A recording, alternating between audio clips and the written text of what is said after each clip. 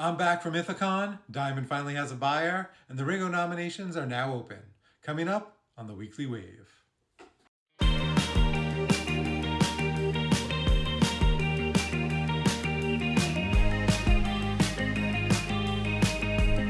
Those were some highlights from Ithacon this past weekend. This was our third year exhibiting at the show, and I've enjoyed each year better than the last. This might be one of my favorite shows of the year. I at least put it up there with Heroes and Baltimore Con. It's a small show relatively, but it's very comic focused. They invite classic creators like Roger Stern, Don McGregor, Walter and Louise Simonson were there this year, and I really enjoy getting their autographs. There's also some indie creators and publishers. AWBW is there along with Ahoy Comics. And it's only 2 days, which is nice that it's not, over a number of days like some of the other shows are. So really recommend it. If you're anywhere near the area, I recommend you check it out. I'll definitely be there next year and for years to come.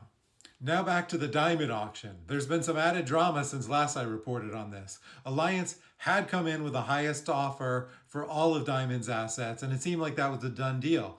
But then we heard the news that Diamond was actually favoring a slightly lower bid from a combination of Universal Distribution and Ad Populum.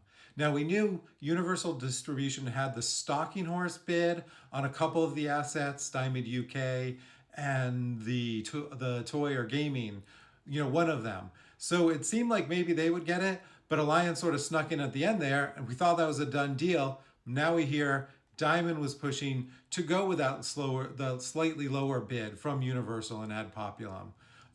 The thinking there is maybe because they were more interested in the comic side of things, would have left things in place at Diamond, the staff, their structure, and just sort of picked up from there, whereas Alliance wanted to absorb that into their own structure, and they were much more of a merchandise, all things pop culture type thing.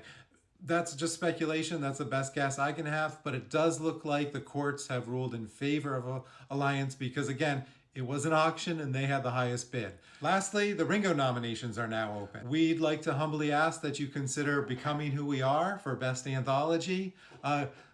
It's already won the Glad Media Award. We don't mean to sound greedy, but we would love to be able to add the honor of a Ringo, and at least nomination to it as well. Whatever you decide, don't forget to vote. RingoAwards.com. Get your selections in now. That's all for this week. We'll see you next Friday on the Weekly Wave.